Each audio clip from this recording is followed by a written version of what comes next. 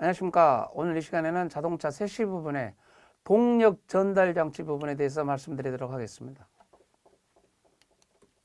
첫 번째입니다. 자동차 세시의 구성이라고 그래가지고 차체 부분을 우리가 바디 부분, 차체 부분을 제외한 나머지 부분을 우리가 자동차 세시라고 하는 부분을 교과서 그림상으로 보면 우리가 알 수가 있습니다.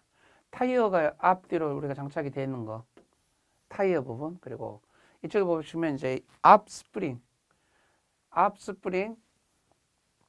D스프링 이런 식으로 되어 있는 이런 부분들이 이제 우리가 현가 장치라거나 엔진 있죠, 엔진. 이건 이제 동력 발생 장치가 되겠죠. 그리고 하이드로백 이런 부분들은 이제 제동 장치. 타이어는 이제 타이어가 자동차 운행을 하고 움직여야 되니까 장착되어 있는 부분들이고, 변속기라는 거죠. 엔진에서 발생되는 동력을 이제 전달해 줘야 되는 겁니다. 이 전달해 주는데 뒷바퀴로 전달해 주게끔 달려있는 이 부분을 우리가 추진축이라고 한다. 프로펠러 샤프트라고 그래서 FR 구동이라고 그러죠. FR 구동. 무슨 말이냐 하면 프론트 엔진 리어 힐 드라이버라고 그래서 프론트 엔진이 앞쪽에 달려 있는 겁니다. 엔진이 앞쪽에 달려 있고 뒷바퀴를 구동해 주는, 그래서 리어 힐 드라이버다. 그래서 추진축이 뒷바퀴로 엔진의 회전력을, 엔진에서 발생된 동력을 변속기를 통해서 회전력을 뒷바퀴로 전달시켜주는 역할하고, 뒷바퀴 이제 차축이 이제 돌아가는 엔진 힘에 의해서 구동되는 이 시스템을 FR 시스템이라고 한다라는 겁니다. 그래서 통체적인 이런 그림을 우리가 이제 자동차 세시의 어떤 구성이다. 차체, 바디 부분을 제외한 나머지 부분을 세시 부분이라고 하고, 이 상태에서는 시동 걸려서 자동차가 주행할 수는 있습니다. 아주 불편하겠지만 움직일 수는 있는 건데, 이 상태를 우리가 자동차 세시라고 이야기를 하는 거고, 여기 이제 동력 전달 방식이 구분이 되어 있습니다. 그래서 크게 우리가 5가지로 이야기를 하는데, 앞 엔진 앞바퀴 구동이라고 우리가 이야기를 합니다. 이걸 우리가 다른 말로 전륜 구동이라고 이야기하죠.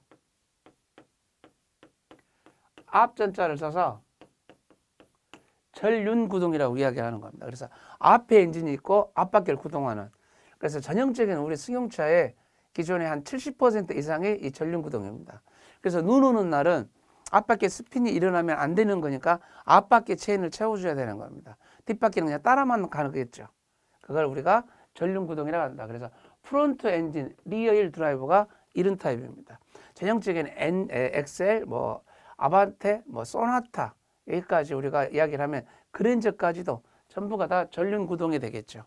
쉽게 이제 현대차를 놓고 예를 들면은, 그 다음 앞 엔진 뒷바퀴 구동이라는 게 있습니다. 프론트 엔진 리어 힐 드라이버, 뒷바퀴를 구동시켜주는, 그래서 엔진은 앞에 있는데 뒷바퀴를 구동시켜주는, 그래서 프로펠러 샤프트 추진축에 달려 있어야 되는 겁니다.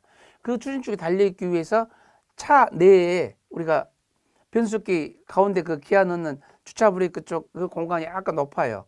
그리고 차 바닥이 추진축이 성치가 돼 있으니까 올라와 줘야 되죠. 그래서 바닥이 편편하지가 않고 약간 이렇게 올라와 있다. 그래서 설치 공간에 어떤 제약도 있고 무게도 있고, 그래서 이제 전형적인 이제 차가 그 전에 우리가 그때로 하십니까 나왔던 그 현대에서 스텔라 그 개념이 전형적인, 노얄 프린스도 마찬가지고 노얄 슈퍼살롱도 마찬가지고 후륜이었습니다. 그리고 지금 나와 있는 제네시스라거나 세계적인 명차 벤츠라든가 BMW라든가 이런 차들이 전부가 다 이 후륜 구동입니다. 또 그거 있죠. 지금 나와 있는 것 중에 그 체어맨 같은 경우도 후륜 구동이고, 그래서 이런 차들은 이제 눈길을 스타트할 때 뒷바퀴가 구동이 되는 거니까 어떻게 되겠습니까? 체인을 채운다고 하면 만약에 뒷바퀴를 채워줘야 되겠죠. 전륜인지 후륜인지도 모르고 그냥 무조건 앞바퀴 체인 채워가지고 그런 부분도 많이 제가 본 기억도 있습니다만은, 지금은 이제 의식들이 많이 개선되고 너무나 이제 인터넷에 많이 돼 있기 때문에, 그리고 지금은 첨단 장치가 있기 때문에 굳이 그렇게까지 체인을 채울 정도의 또 지구의 그 이상 기온이 나오지는 않습니다만은, 전반적으로 후륜 구동은 그런 식으로 되어 있다.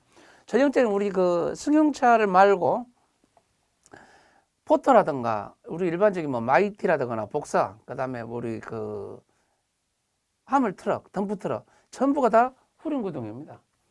앞에 엔진이 있고 뒤에 앞에 엔진이 있어서 뒷바퀴를 구동시켜주는.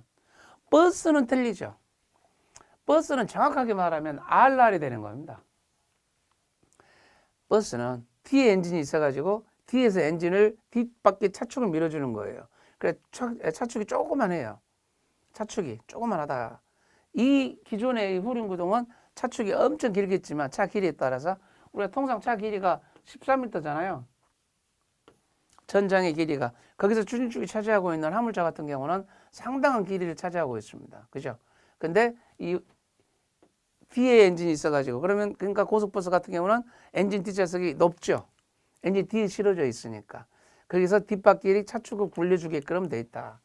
전형적인 엔진이 뒤에 엔진이 있어서 뒤에 굴려준다라는 겁니다.